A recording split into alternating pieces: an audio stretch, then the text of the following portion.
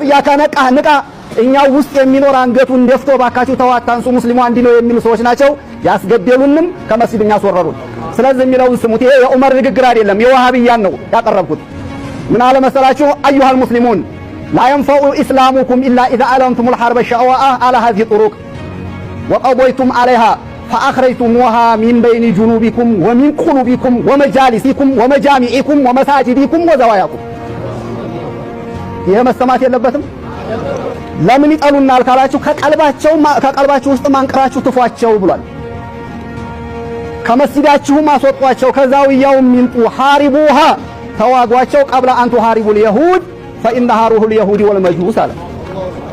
ያው የመጁሳው የይሁዳው ይቀጥላል። መጀመሪያ ግን ማን ነው ተዋጉ የሚለው ሱፊያው። ከመስጊዳችሁ ማስወጧቸው ከዛውያው ሚንጡ ሐሪቡሃ ተዋጓቸው። ይሄ የዑመር ንግግር አይደለም የዋሃብያን ነው ያቀረብኩት።